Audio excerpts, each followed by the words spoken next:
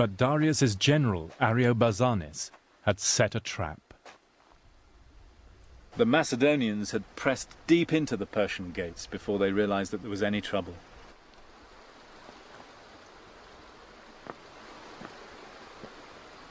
And then, when they came here to the Narrows, not far below the watershed of the pass, they suddenly discovered, to their surprise, that the Persians had walled the path and had defended the pass in depth. Then the Persians attacked. From these cliffs above, they launched a hail of rocks, stones, spears and javelins down into the riverbed below. Alexander was helpless. His troops were suffering heavy casualties, and he was forced to order the trumpeter to sound the retreat. The army pulled out of the pass, leaving the dead where they fell. For once in his career, Alexander had been outwitted. And you can imagine how that went down in the royal tent that evening.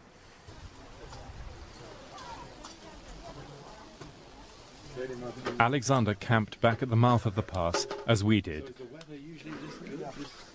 He was furious with himself for leading his men into a trap. The story of the battle is still told by the local people here. موقعی که اسکندر مقدونی اومده وارد ممسنی شده اومده از راه تنگ لله که همین تنگ How the Persian hero Ariobarzanes tricked the great Alexander. برخورد کرده به همین قلعه‌ای که الان در حال حاضر معلومه برای ما و بعد اسکندر اینجا عقب نشینی کرده. How do you know these stories then, Zavary? اینا من نخوندم اما اون چه که شنیدم همه اینا را It's a tale, as they say here, which has been passed down from chest to chest. So this is a story that's been handed down from grandfather to father to son, is it, in these parts? بله. Wow. بله بله.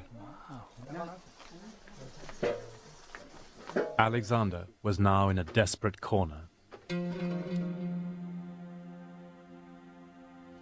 And is there another way from somewhere around here that can get to the back of the pass?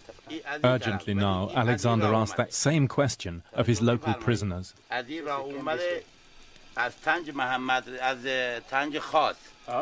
A shepherd told him there was a path, but it was impossible for an army. But Alexander had no choice.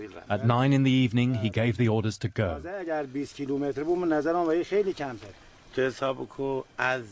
His route has never been found, and Zavary and his brother couldn't agree over which way he went. But Zavary seemed to me to be right. Still arguing, they said they'd take us next day.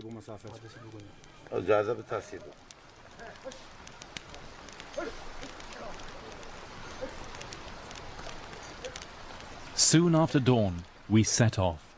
It was about 20 kilometers up to the top.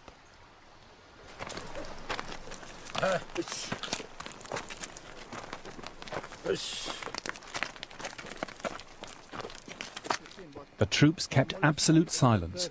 Trumpet signals were forbidden. Nerves were on edge. They all knew their lives were in the hands of one local guide, says the historian Curtius.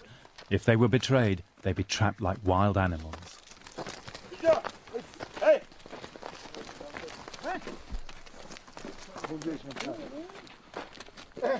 Look at this. This is exactly what the Greeks describe, isn't it?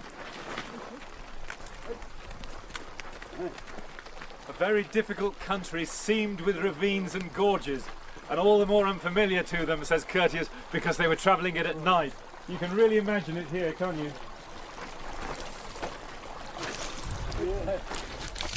Yeah.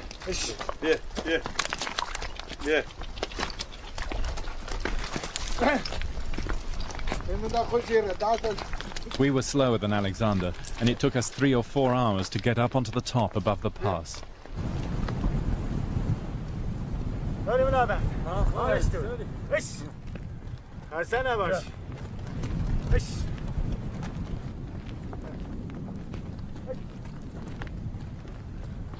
So is this it, Ali Akbar? Is this Yes. Dasht-i Tavil? Yeah, that's what they call it. That's Right. Great. So this is exactly what the Greeks meant when they said, when they came up the gully and they got to the top. This is it, isn't it? Yeah. On top, at about 6,000 or 7,000 feet, there's a plateau. Here, Alexander stopped to divide his forces and take some food.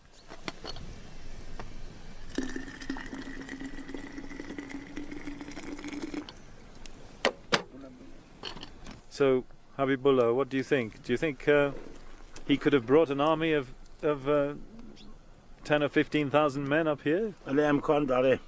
Possible. Yeah. No tea, though, for them.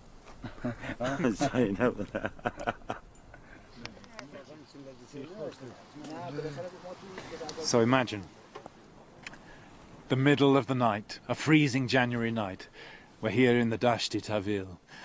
The Macedonian troops are still filing up that narrow gorge that we've just come through, and Alexander and his generals sit down somewhere here to work out the final stages of the plan. It seems to have been something like this. 3 infantry brigades, Amintas, Philotas and Koinos, were to go straight ahead, on down into the plain, to bridge the river which the Macedonians would have to cross in order to get fast to Persepolis. Alexander himself, with 3 squadrons of cavalry, including the companions, 1 infantry brigade, and light-armed skirmishers and archers, maybe 4,000 odd troops, was to head straight over there, round to the back of the pass, behind the Persian position. And 3,000 infantry under the general Ptolemy were to be left just here. These were probably the specialist Long Shields, the famous division who were part of the old Macedonian royal bodyguard.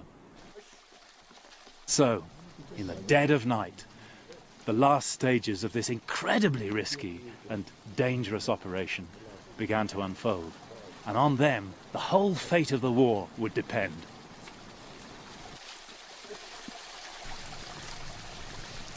The path now plunged down a deep gorge into pitch darkness, and the brothers used an old shepherd's trick, cutting off strips of gum tree bark which burn like little torches.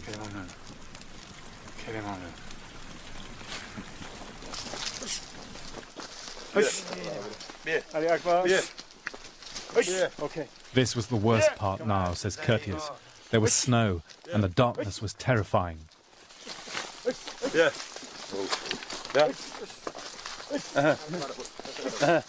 Okay, we all ready?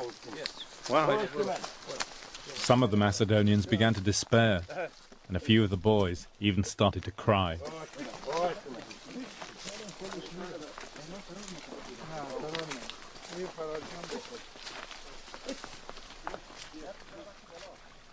But at moments like this, says the historian Arrian, Alexander had the wonderful knack of cheering his men, calming their fears by his fearlessness.